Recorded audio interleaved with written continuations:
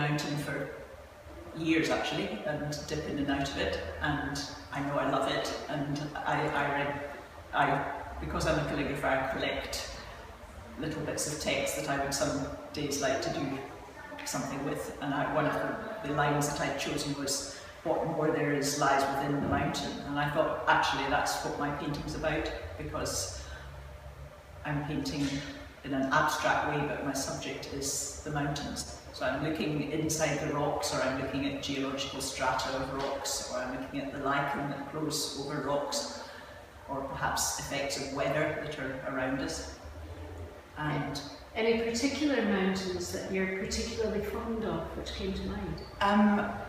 Scotland's Munros, which I'm trying to bag, but I'll never bag them all. And the French Pyrenees, we walk a lot in the French Pyrenees. In fact, we're on a quest to walk from the Mediterranean to the Atlantic with a group of friends, and we're nearly there, doing it in sections every year.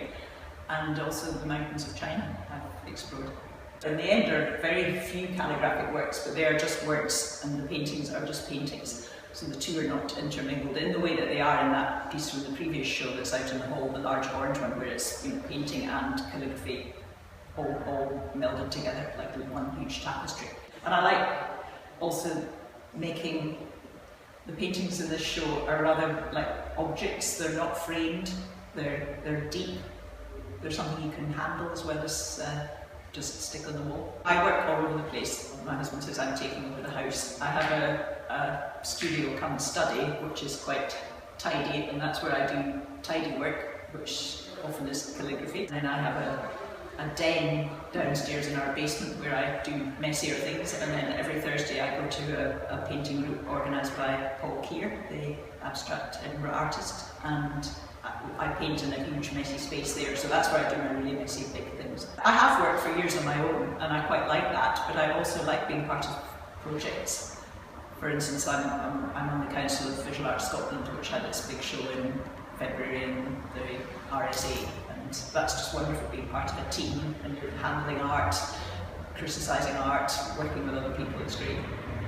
The message that a lot of people take away from my work is it's very calm and soothing, and I think that's what they say.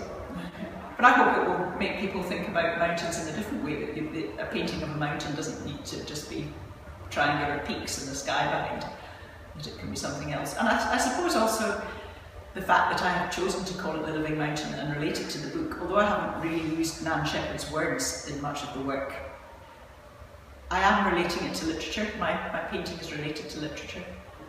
Actually, the titles of all the works are either taken, they're a few words from her writings, like the one in the hall quote, "Blue tremulous afar," that's a line from one of her poems. And then some of the other titles are the names of Munros translated into English from the Gaelic, like Hill of the Speckled Cliff, or Hill of the Black Pig, or Peak of the Dun-coloured Corrie, because I just like those translations, I think they're lovely. Susie Leiper's The Living Mountain runs until the 22nd of April.